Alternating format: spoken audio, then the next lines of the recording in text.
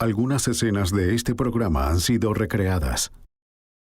En 1981, un testigo les habló a los investigadores de un doble asesinato en Idaho. Cerca del campamento de un cazador encontraron el cuerpo de un guarda y pesca. El cuerpo de un segundo oficial estaba desaparecido, junto con el asesino, Claude Dallas. Los investigadores seguirían al montañés a través de un terreno implacable, uno que Dallas conocía mejor que nadie.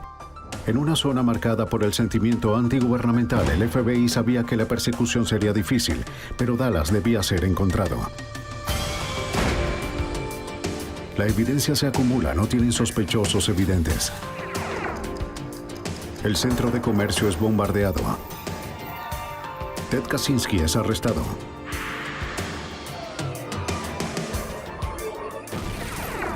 Fugitivo a un prófugo.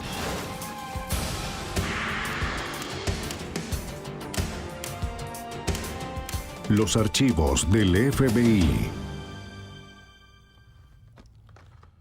El sol se puso en el salvaje oeste hace tiempo, pero algunos se negaron a abrir los ojos. Claude Dallas era uno de ellos, un cazador astuto que desconfiaba de la autoridad. Dallas caracterizó el fuerte individualismo que forjó este país. Fue muy lejos al matar a 2 guardas de caza y pesca en el año 81. La ley que tanto despreciaba comenzó a asediarlo. Pero Dallas conocía la tierra y podía vivir de ella el tiempo que necesitara. Encontrarlo no sería fácil.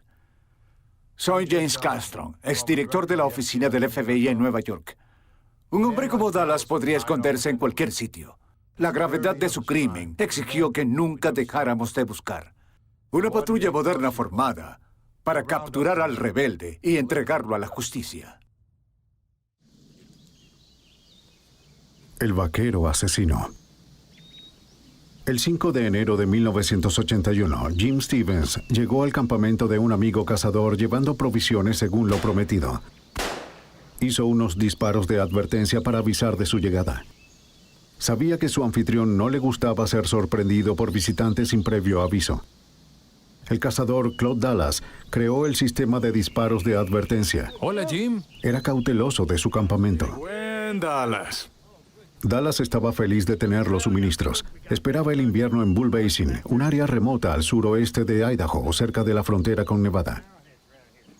Había cazado unos linces fuera de la temporada y planeaba vender sus pieles en primavera, pero antes necesitaba comida para mantenerse. Hay que bajar al río para ver qué sucede. Además de reabastecer el campamento de Dallas, Stevens fue a buscar utensilios de indios. Planeó buscar a lo largo del río. En un área tan aislada era obvio que encontraría nuevos artículos para su colección. Revisa el área mientras veo lo que trajiste. De acuerdo. Dallas se quedó para revisar sus nuevas provisiones.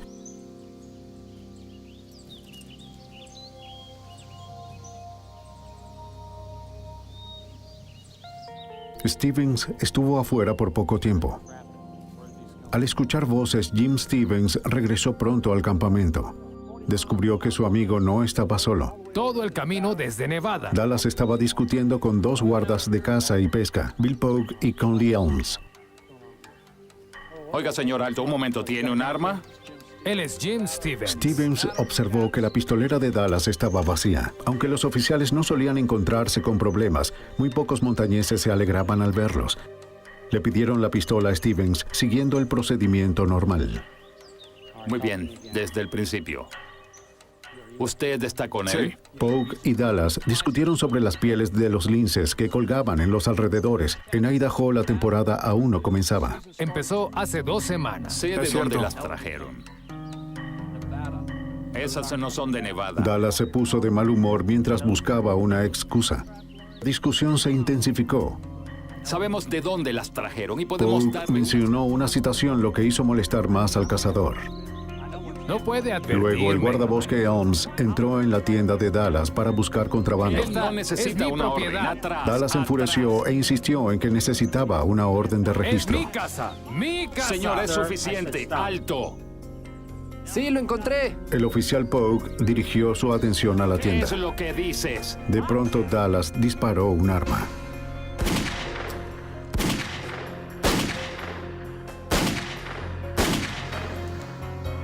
¿Qué acaba de pasar? ¡Los mataste! ¿Por qué les disparaste? Sacó una .357 que tenía escondida y la descargó en los oficiales desprevenidos. Oh, Dios. Sin decir una palabra, Dallas tomó su rifle calibre .22 y lo apuntó con cuidado detrás de la oreja de Bill Pogue.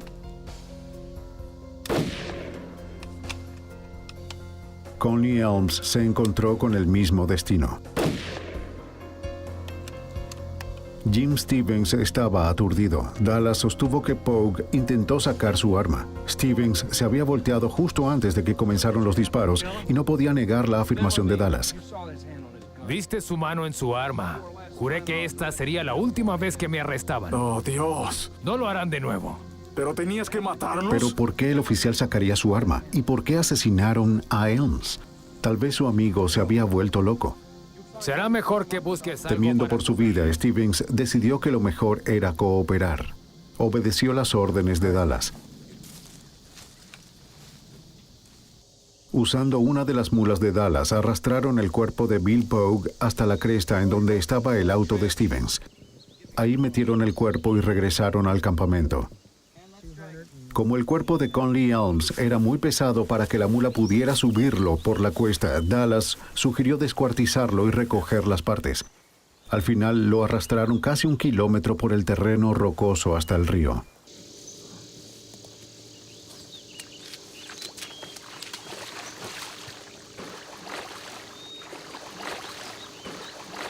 Ese sería el único error de Dallas. No pesó el cuerpo.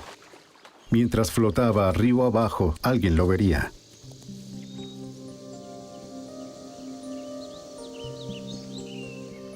Como cazador, Dallas sabía todo sobre dejar huellas. Debía cubrir las suyas para dificultárselo, complicárselo a los investigadores que lo perseguirían. Usando querosén, quemó las manchas de sangre dejadas al mover el cuerpo. Stevens tuvo que ayudarlo. Después, Dallas hizo 2 fogatas pequeñas para quemar las sogas con las que movieron los cuerpos y parte de sus equipos. Intentó deshacerse de cualquier cosa que tuviera sangre.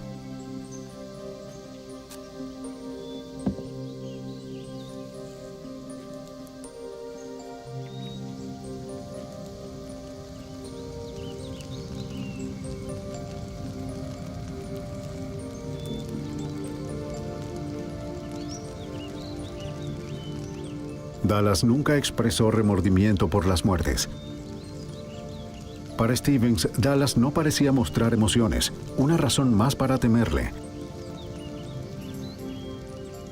Dallas tenía que deshacerse del cuerpo de Bill Pogue. Decidió ir a casa de un amigo en Nevada por ayuda. Stevens no quería hacer enojar a Dallas, lo que podría darle la oportunidad de alejarse del asesino. Se dirigieron a Paradise Hill, Nevada, a 5 horas de distancia.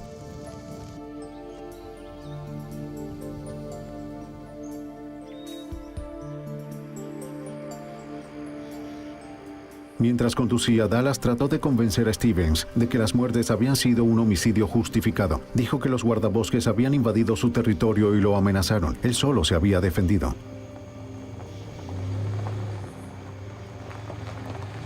Stevens no podía entender cómo era esto posible, pero no discutió. No había forma de saber lo que Dallas podría hacerle a él. Cerca del final del camino, Dallas se disculpó con Stevens por involucrarlo. Llegaron a la casa de George y Liz Nielsen en Paradise Hill alrededor de las 11 en punto de esa noche. Los Nielsens eran dueños de una taberna pequeña fuera de su hogar y ya estaban cerrando. George. George. ¿Quién es? Váyanse de aquí. George, es Claude. ¡Abre! Dallas le dijo a su viejo amigo George que había asesinado a 2 oficiales. Necesitaba la ayuda de Nielsen. Con otros a su alrededor, Jim Stevens ya no temía por su vida, pero lo que había visto y hecho aún lo aterraba. Dallas le contó a George y a Liz Nielsen que tenía un cuerpo afuera y que el otro estaba en el río cerca de su campamento. George Nielsen compartía con Dallas el descontento por la ley y creyó en la afirmación de defensa propia. Aceptó ayudar. Dallas le dijo a Stevens que se podía ir y le pidió prestada la camioneta de Nielsen para sacar el cuerpo de Pogue y enterrarlo. Enseguida salió para que Dallas pudiera mover el cuerpo del auto a la camioneta de Nielsen. Espera un momento. Vamos.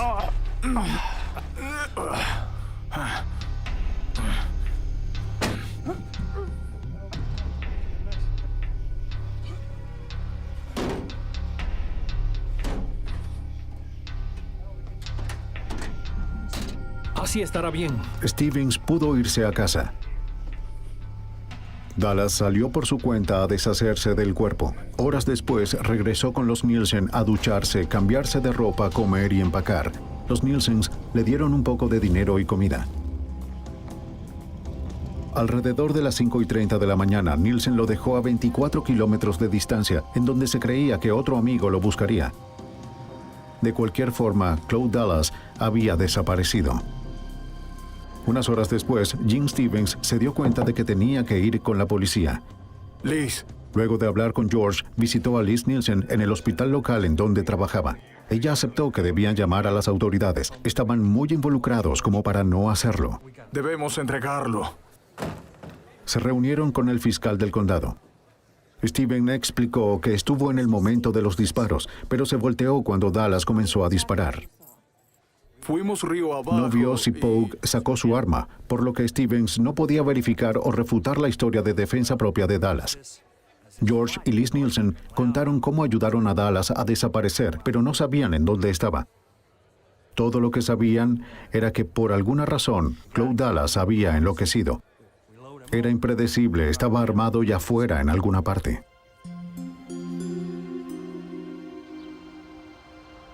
Si Stevens decía la verdad, había 2 oficiales muertos y un asesino en fuga.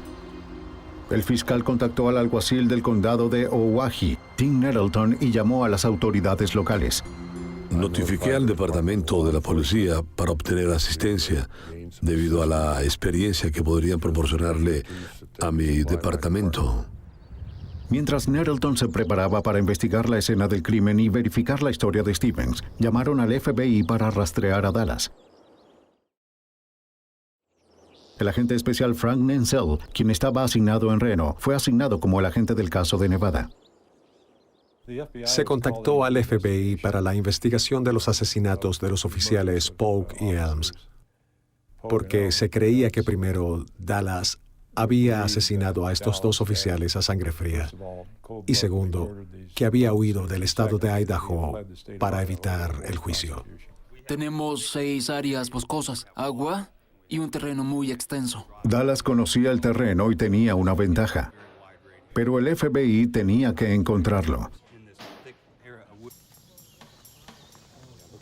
El alguacil Ken Nettleton estuvo encargado de la investigación de la escena del crimen en donde Claude Dallas asesinó a los 2 oficiales. Estaba acompañado por agentes y forenses expertos del estado. Un investigador a bordo de un helicóptero del noticiero vio un cuerpo en el río. Informó por radio al equipo terrestre y ubicaron el cuerpo del guardabosque Conley Elms, atrapado debajo de una rama sumergida. Al menos una muerte fue confirmada. De vuelta en el campamento, los oficiales se acercaron a la tienda de Dallas con precaución en caso de que estuviera esperándolos. Pero solo quedaban pieles y cuero. Con el área asegurada, el alguacil Nettleton y el equipo forense podían comenzar a verificar el resto de la historia de Stevens. No podían basarse solo en el testimonio de un testigo. Necesitaban evidencia sólida para ubicar a Dallas en la escena del crimen y probar lo sucedido más allá de una duda razonable. Los investigadores grabaron y tomaron fotos para conservar la ubicación de las huellas y otras evidencias. Estaban más interesados en recolectar evidencia balística. Los examinadores necesitaban recuperar las armas de los oficiales y cualquier bala que hubieran disparado. La pregunta era si los guardabosques habían disparado o si incluso habían sacado sus armas. Si lo habían hecho, quizás Dallas podría ser inocente de asesinato. Los investigadores encontraron casquillos de calibre .357 y .22, los cuales esperaban que los ayudaran a determinar quién los había disparado. A pesar de haber quemado la evidencia, quedaban muchos restos. Las ramas quemadas podrían dar pistas sólidas. En el proceso descubrimos dónde habían sido amontonadas las ramas de Artemisa sobre la sangre, que luego identificaron como la de Bill Poe y la de Conley Elms. Estaba quemada y supusimos que era para destruir la evidencia. Fue un trabajo arduo, pero su meticulosidad fue crucial. Incluso el más pequeño rastro de evidencia sería útil para el examinador del Laboratorio Criminalística del Estado de Idaho, Rick Ruff.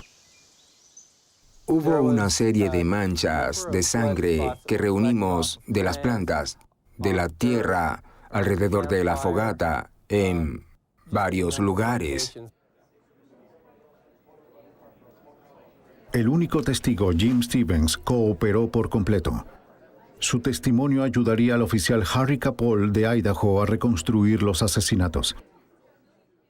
Creo que al día siguiente llevamos a Steve de vuelta a la escena del crimen e hicimos que nos guiara mostrándonos en dónde estaba parado Elms, en dónde estaba parado Poe, en dónde estaba él, en dónde estaba ubicado Dallas. Y luego procedimos a tomar varias fotografías.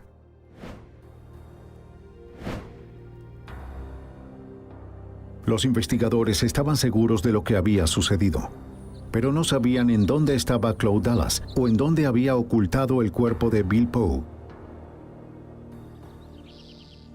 Gracias a todos por venir hoy. Oficiales locales y estadales y voluntarios civiles fueron a buscar el cuerpo. La noticia de los asesinatos de los guardabosques impulsó estas búsquedas. La mayoría conocía a las víctimas y a sus familias. Reunidos aquí para encontrarlos. El alguacil Gary Amon, luego un operador, formó parte de la búsqueda.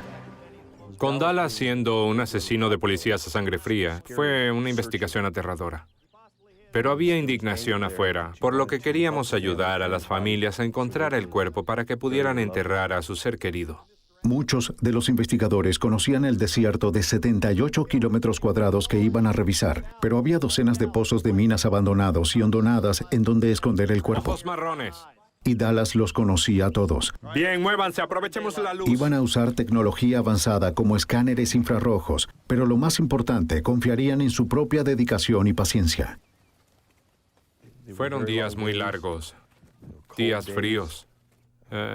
Caminábamos, montábamos a caballo, volábamos en aviones y helicópteros. Se encargó al equipo de búsqueda del FBI encontrar a Dallas.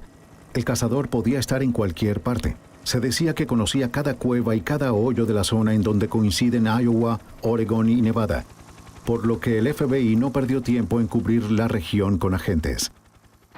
Una unidad especializada del FBI llegó esta mañana a Winnemucca. 12 miembros del equipo SWAT salieron de San Francisco. Van a evaluar y seguir cualquier pista de diversas zonas. Había al menos un centenar de oficiales, incluyendo a los equipos SWAT de California, Idaho y Nevada. Era una patrulla lista para cualquier cosa, porque nadie sabía lo que el montañés peligroso podía hacer. Mientras el agente especial Frank Nensel coordinaba la búsqueda de Nevada, el agente especial George Colley de la oficina de campo de Boise pasó a ser el investigador principal del FBI. Las historias sobre Claude Dallas al principio parecían ser que él era un solitario. Era alguien que no se acercaba mucho a las personas. Era alguien que podía vivir solo, irse a las montañas y ser independiente por completo. Dallas proyectó la imagen de un montañés de un libro de cuentos a aquellos que lo rodeaban. Fue una historia en proceso. Dallas nació el 11 de marzo de 1950 en Winchester, Virginia. Era el segundo hijo en una familia de 9 personas. Cuando era un niño, su padre le enseñó a cazar y a poner trampas, y las leyes de caza no aplicaban para ellos.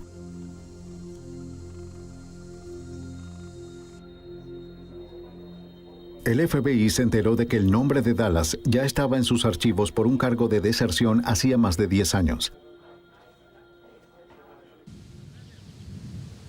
Cuando tenía 18 años, se registró en el reclutamiento según lo exigía la ley. Luego dejó a su familia y se dirigió a California. Dallas encontró trabajo como ranchero aunque no tenía experiencia. Pero aprendió rápido y pronto se hizo conocido por su esfuerzo y por su descontento por la ley. Después de varios años siguió adelante, tal vez sin saber que el FBI lo buscaba por deserción. En 1973, el FBI capturó a Cloud Dallas. Lo arrestaron por no presentarse al reclutamiento, pero la junta encargada no pudo probar que alguna vez recibió sus avisos. Retiraron los cargos. Fue su primera victoria sobre las leyes del gobierno que despreciaba. Dallas se mudó a Paradise Hill, Nevada. Decidió cambiar su trabajo de ranchero por la vida de un cazador. Quería ser independiente. En poco tiempo, Dallas se ganaba la vida como cazador en las tierras salvajes de Nevada. Aunque tenía licencia, sus trampas solían violar las leyes estatales de caza por uso de cebo ilegal. Los cazadores legales tenían poco respeto por su negocio. El alguacil Nettleton conocía la reputación de Dallas. Dallas no servía para eso. Nunca se tomó el tiempo de ir con un verdadero cazador y aprender a poner trampas. Mientras las autoridades investigaban al hombre que estaban persiguiendo por presunto asesinato, descubrieron una historia de conflicto con la ley. En 1976, el guarda de caza y pesca de Nevada, Dale Elliott, se encontró con algunas trampas con cebo ilegal de Dallas. Dallas usó aves y partes de animales para atraer linces, cuyas pieles vendía a buen precio.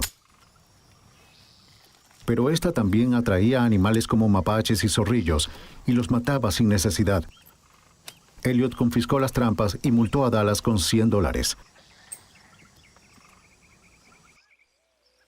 2 años después, en 1978, otro oficial, Jim Weller, se encontró con más trampas en el territorio de Dallas, que tenían trozos de carne y no tenían etiquetas. Al no encontrar a Dallas y como era tarde, Weller decidió regresar al día siguiente para buscarlo.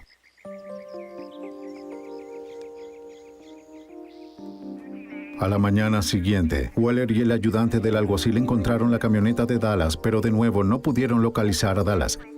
Dentro de la camioneta encontraron 2 armas, un rifle y un revólver. Era en contra de la ley de Nevada tener un rifle cargado dentro de un auto, y por lo tanto lo confiscaron. También tomaron el revólver. 2 armas cargadas en un presunto auto abandonado suponían una situación peligrosa. Cualquiera que estuviera en las cercanías podía tomar las armas. Los oficiales le dejaron una nota a Dallas explicándole en dónde estarían las armas. Soy Cloud Dallas. Vengo a buscar mis armas. 3 días después, un Cloud Dallas disgustado llegó a la oficina del alguacil en Winnemucca, Nevada, para reclamar sus armas. Estaban descargadas y Dallas sostuvo que los cartuchos que estaban dentro habían sido usados. Los oficiales no pudieron presentar evidencia de que las armas tenían balas para disparar. Le devolvieron las armas y no se emitió ninguna multa. Fue otra victoria para Dallas. Cloud Dallas era un hombre que rechazaba las reglas de la sociedad. Pero si sus reglas le permitían asesinar, el FBI tenía que arrestarlo.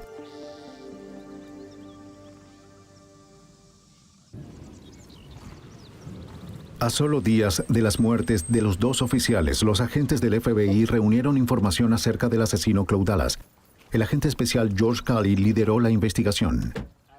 Hola. Nos dimos cuenta de que para encontrar a Cloud Dallas teníamos que conocer más de él.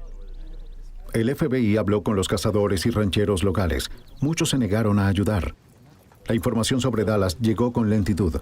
Mientras sucedía, el FBI reconstruyó los hechos previos al asesinato de los 2 oficiales. En diciembre de 1980, un mes antes de las muertes, Dallas construyó una tienda de invierno en los montes en el extremo suroeste de Idaho. Pasaría el invierno solo, cazando, excepto por algunas visitas de amigos como Gene Stevens, quien prometió llevarle el correo y suministros.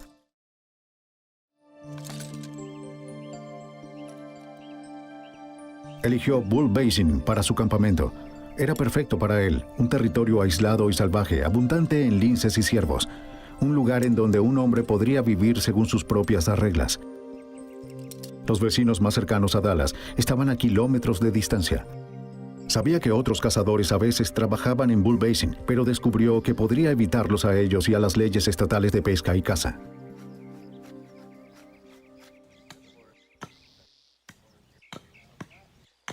Pero un día su vecino lo visitó. Eddie Carlin era dueño del rancho 45 a 20 kilómetros de distancia. A menudo cazaba en Bull Basin y quería saber quién estaba trabajando en su territorio. Carlin vio pieles de lince en el campamento. Cuando hizo un comentario, Dallas dijo que no creía en las leyes hechas por el hombre. Que hagan todo en línea recta. Algo sobre el cazador hizo que Carlin se sintiera incómodo. Tengo muchas. Unas 45. Observó con nervios la .357 de Dallas, un arma más poderosa de lo que un cazador necesita. Carlin dejó en claro que su familia había cazado en Bull Basin durante años. Al final acordaron trabajar en zonas separadas de Basin. Voy a estar más alejado entonces. De acuerdo. Se mantendrían alejados del territorio del otro. Por el momento, Eddie Carlin estaba más preocupado por un par de cazadores que practicaban la caza furtiva en su rancho. En el noroeste, trabajar en el territorio de otro hombre es como robar directo de sus bolsillos. Carlin condujo 2 horas al teléfono más cercano para alertar al Departamento de Caza y Pesca. Eran las 10 de la noche el 4 de enero cuando Carlin contactó al oficial Bill Pogue. Pogue era conocido por ser un guardia estricto que seguía las reglas. Carlin sabía que él lo ayudaría a deshacerse de los cazadores no deseados. Pogue entendía las preocupaciones de Carlin. Debían atrapar a los cazadores furtivos antes de que se fueran a un nuevo territorio. Fueron 2 hombres que estaban en el límite de... Pogue le dijo a Carlin que iría de inmediato, pero necesitaba encontrar a un compañero. Llamó a 2 oficiales que no estuvieron disponibles para el viaje. Al final contactó a Conley Elms.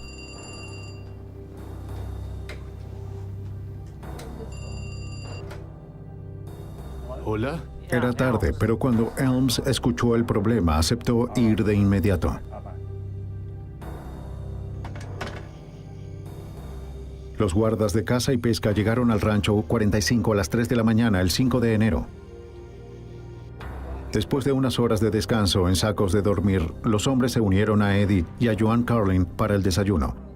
Eddie describió a los cazadores furtivos que estaban cazando en su territorio. Los oficiales estudiaron cómo acercarse a ellos. Te veré en la mañana. Luego Joan añadió que había otro hombre llamado Claude Dallas cazando en Bull Basin. Estaba cazando fuera de temporada. Eddie les dijo que se cuidaran de Dallas. Los guardabosques dijeron que se cubrirían el uno al otro. Primero salieron para enfrentarse a los cazadores en el rancho 45. Hay que bajar al río para ver qué sucede. Jim Stevens llegó al campamento de Dallas a media mañana y salió a buscar utensilios, dejando a Dallas solo.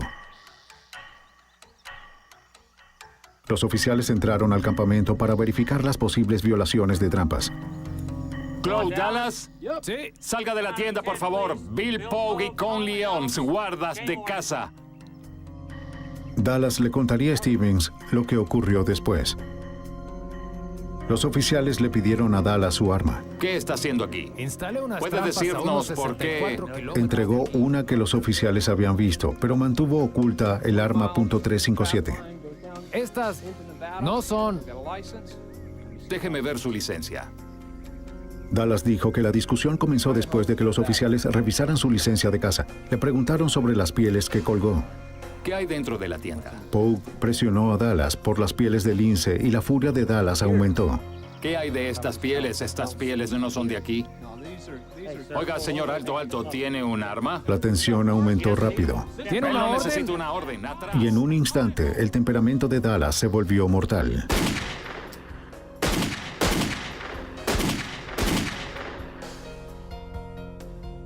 Dios, ¿por qué les disparaste? Pero tal vez lo más horrible fue la manera en que ejecutaron a las víctimas.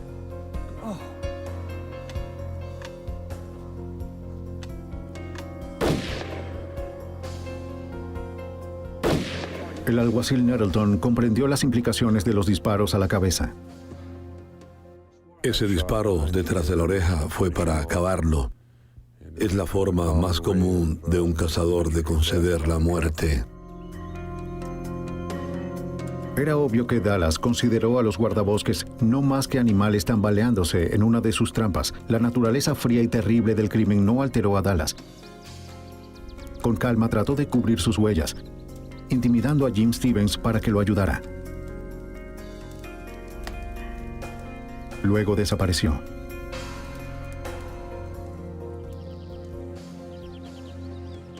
En 48 horas, la búsqueda del cuerpo de Bill Pogue, hecha por voluntarios locales, comenzó. Equipo 3, vayan en esta dirección. Encontraron el cuerpo de Elms y la historia contada por Jim Stevens probó ser cierta. El otro oficial seguía desaparecido.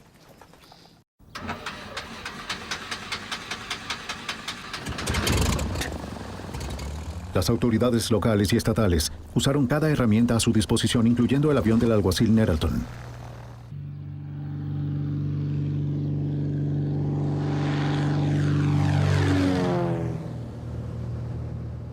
La búsqueda aérea permitió que las revisiones de grandes áreas se realizaran de manera rápida. Era necesario en un territorio tan extenso. ¿Entendiste? La tierra recién excavada u otras señales de las acciones de Cloud Dallas podrían ser visibles desde el aire. Pero encontrar un cuerpo también requeriría una búsqueda lenta y minuciosa en tierra por parte de un equipo que incluía al alguacil Gary Amon. Cuando fuimos a buscar el cuerpo, alrededor de 50 personas fueron y acamparon cerca del Valle Paradise. Nos dividimos en equipos y fuimos a buscar en un área específica a lo que nos habían asignado. En principio volteamos cada roca y buscamos debajo de cada arbusto los rastros de una tumba, o huella, o cuerpo, cualquier cosa, cualquier evidencia que pudiera estar relacionada con el caso. Mientras las autoridades locales buscaban el cuerpo de Pogue, el FBI estaba persiguiendo a Cloud Dallas. Podía estar en cualquier parte, desde el noroeste hasta México o más allá. Dallas estaba en su propio territorio y la persecución prometía ser larga y frustrante. El agente George Cully y los otros investigadores sabían que para encontrar a Dallas tenían que delimitar la búsqueda.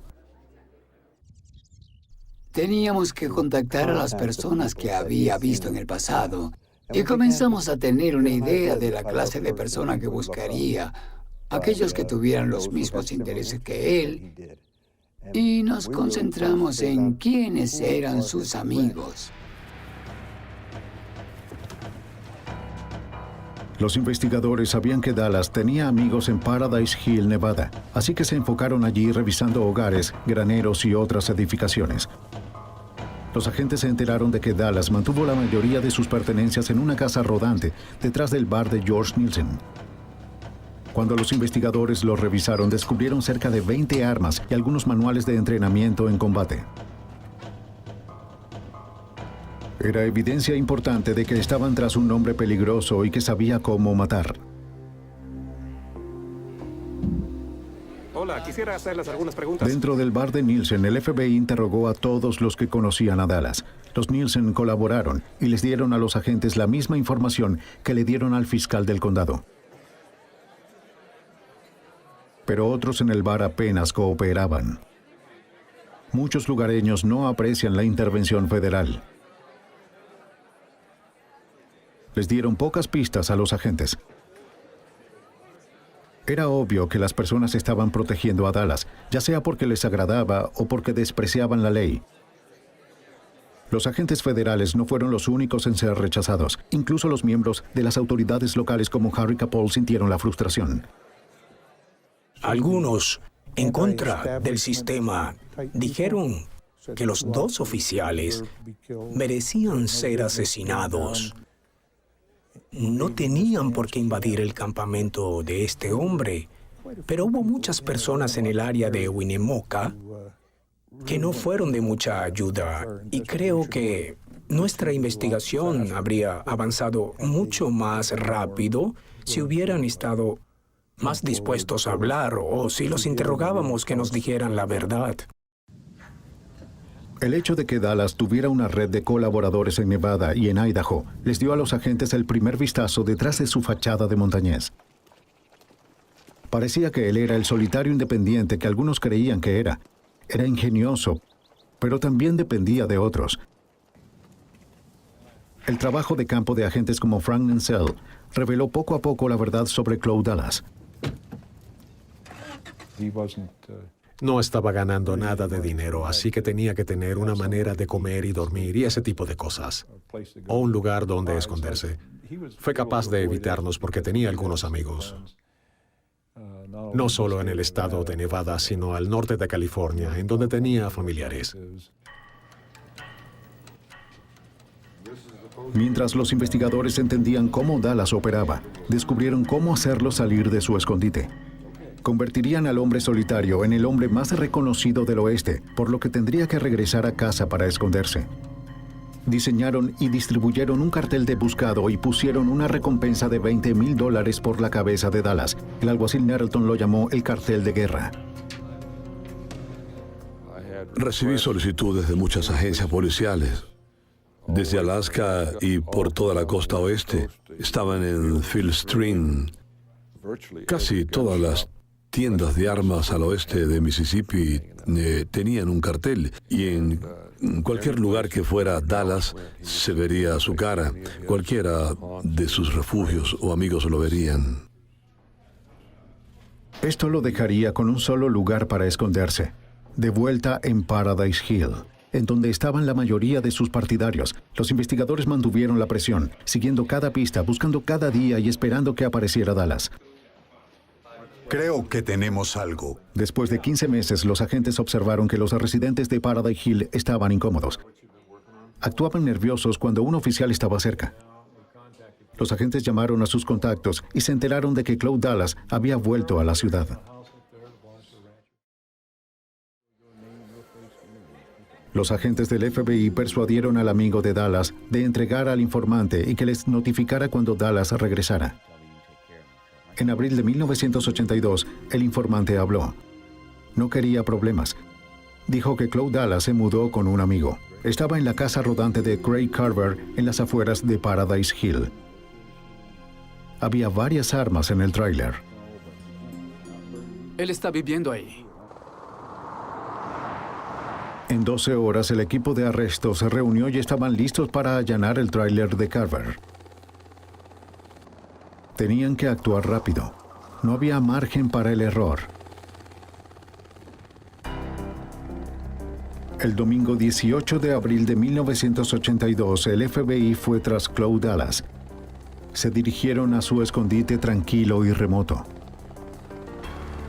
Con el apoyo terrestre y aéreo de manera rápida, el equipo SWAT se posicionó para el ataque. Sabían que Dallas era un francotirador experto y que estaría bien armado. El agente especial George Cully estaba listo para atacar. Recuerdo el aviso que fue. Este es el FBI. Y Cloud Dallas, salga.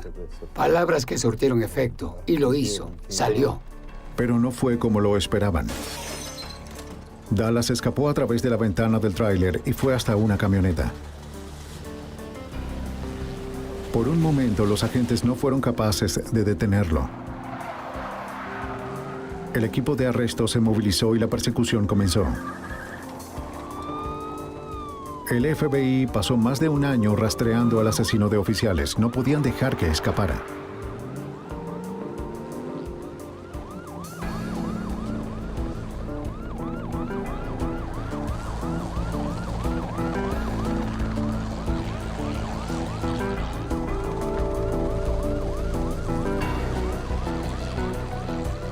Las patrullas y el helicóptero no lo perdieron de vista a pesar del peligro.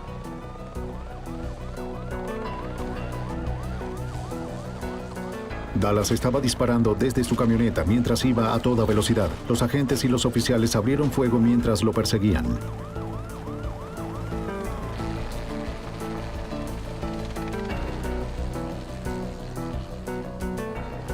Parecía indetenible e incluso a prueba de balas.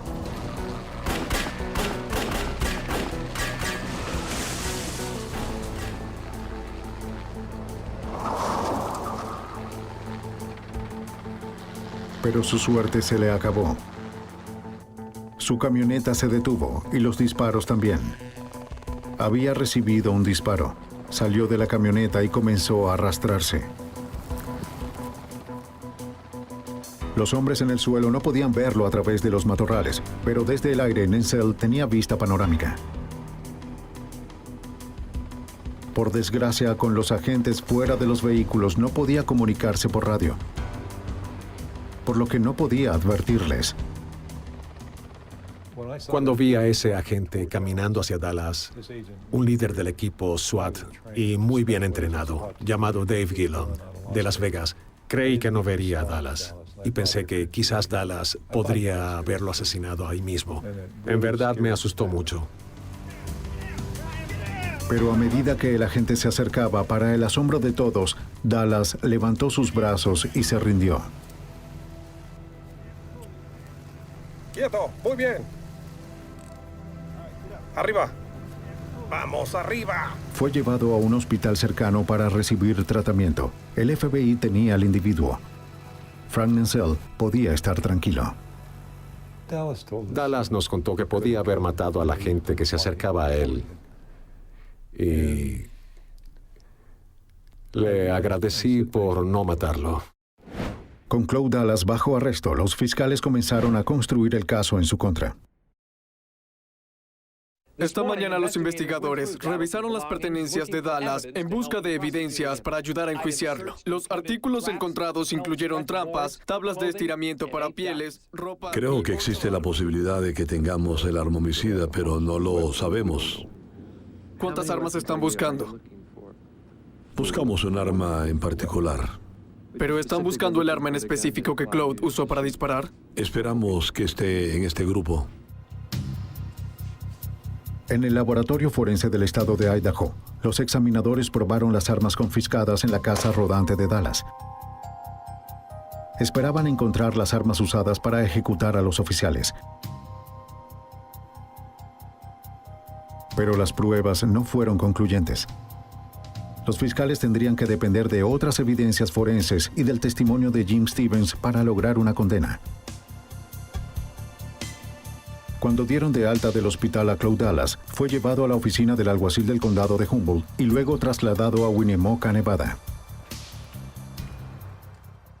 Cuando tuvieron a Dallas bajo custodia y lo llevaron al aeropuerto de Winnemucca, fue una sensación de mucho alivio. Había terminado.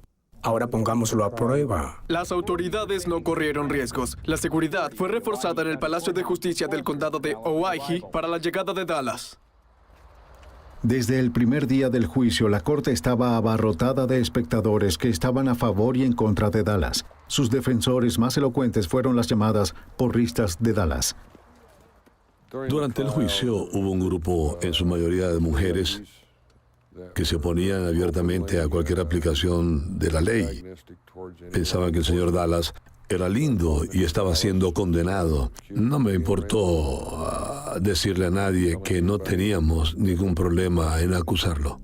La fiscalía esperaba una condena fácil por los cargos de homicidio en primer grado.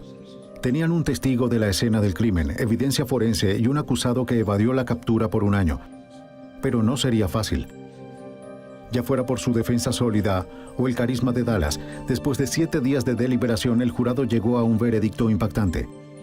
En lugar de la acusación máxima de asesinato en primer grado, encontraron a Claude Dallas culpable de 2 cargos menores de homicidio voluntario. Si Dallas engañó al jurado, al juez no. Le dio a Dallas la máxima sentencia que pudo, un total de 30 años. Durante el juicio, Dallas dio la ubicación del cuerpo de Bill Pogue. Esto proporcionó cierto alivio a las personas que lo habían buscado durante meses. Aún así, muchos sintieron que no se había hecho justicia. Nos sorprendió que Dallas se hubiese salido con la suya porque había asesinado a sangre fría a 2 oficiales excelentes de Idaho. Y no solo los asesinaron, sino que les dispararon en la cabeza como si fueran animales que atrapó en una trampa. Pensé que esa era la peor decisión. No hubo justicia. Me sentí mal por la aplicación de la ley. Pero en verdad me sentí mal por la familia de Pogue y Elms. Pensé que eso fue trágico. El cuerpo de Bill Pogue fue recuperado de una tumba poco profunda a unos 80 kilómetros al suroeste de Paradise Hill, Nevada, y Claude Dallas comenzó a cumplir su condena en la penitenciaría del estado de Idaho. Pero el sufrimiento no estaba terminado. Después de 3 años en prisión, el domingo de Pascua de 1986, de nuevo se convirtió en fugitivo.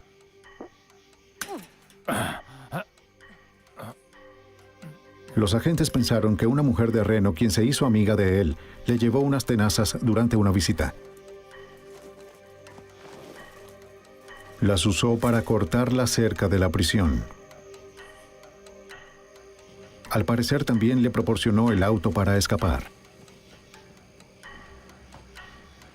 Ahora Dallas era un asesino y fugitivo, y el equipo de búsqueda respondió con toda su fuerza.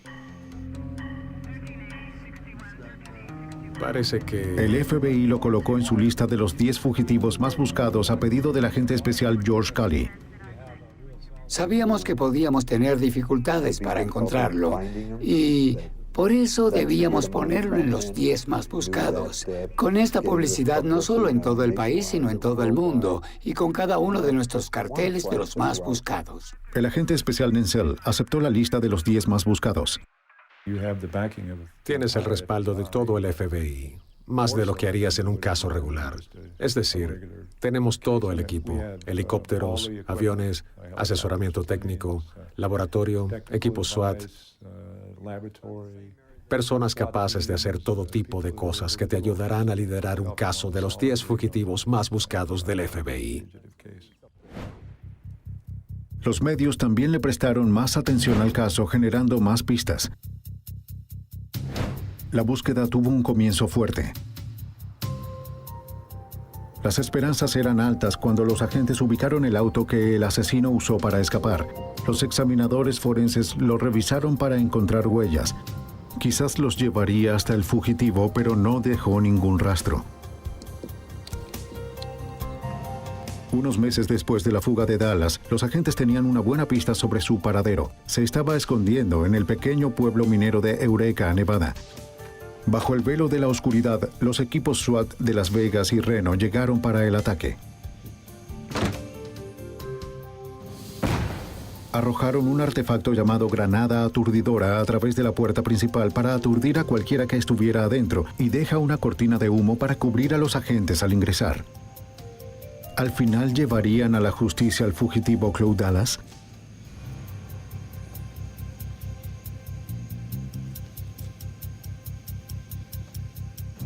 Los miembros del SWAT revisaron la casa en busca de Cloud Dallas, pero había vuelto a escapar. Tal vez los agentes estuvieron mucho tiempo en el pueblo y la voz se corrió. De cualquier forma, Dallas ya no estaba ahí. Pasarían varios meses antes de que los agentes tuvieran su mejor reencuentro, casi un año después de su escape de prisión. Estuvieron siguiendo a otro de sus amigos, Danny Martínez, quien vivía en la comunidad ranchera de Riverside, California. Martínez tenía un amigo que se parecía mucho a Dallas y lo convenció para que le diera su identificación a Dallas. Su amigo no estaba cómodo con el arreglo. Llamó al FBI y aceptó ayudarlos. Mientras tanto, Dallas voló a México usando la identificación. Se cortó el cabello, se afeitó la barba y se operó la nariz. Tenía una nueva apariencia, pero no había cambiado su patrón. Como antes, regresó a donde estaba su amigo, como lo predijeron los agentes.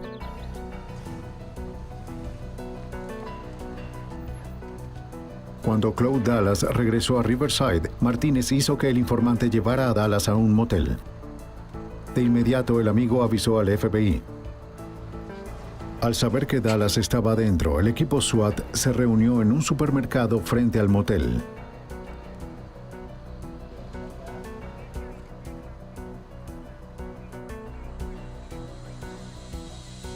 ¡Manos en la cabeza! ¡No estoy armado! Estaba rodeado y no estaba armado, por lo que no podía luchar esta vez. De nuevo, Cloud Dallas estaba bajo custodia. Hemos venido por usted, señor.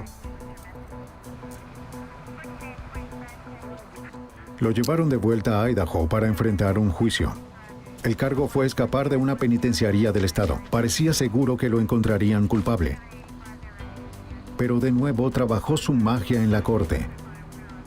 Afirmó que los oficiales de la prisión habían elaborado un plan para matarlo porque lo veían como un asesino de policías.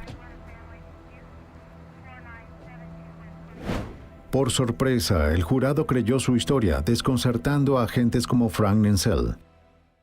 Dallas fue absuelto de escapar, lo que asombró por completo a todos los agentes del FBI que conocí que trabajaron en este caso, o a cualquier agente que haya escuchado sobre este caso.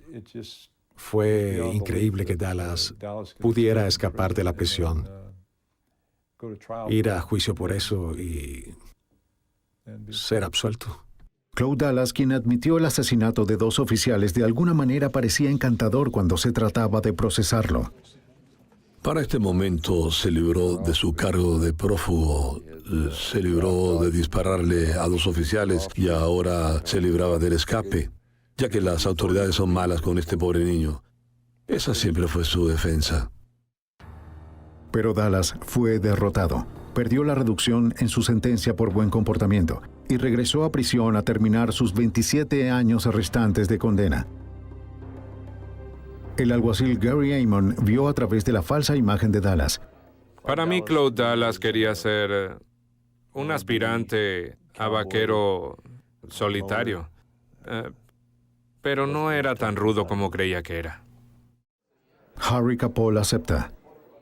Creo que nunca se ganó el derecho a ser llamado montañés o un cazador. No era más que un ladrón y un asesino. Bendecidos sean los pacificadores. Después de las muertes de los guardas de caza y pesca, sus viudas iniciaron la construcción de un monumento a los oficiales caídos de Idaho. El monumento se erige como un testimonio de los verdaderos héroes del oeste. Esos hombres y mujeres juraron defender y proteger la ley. Oficiales caídos en servicio.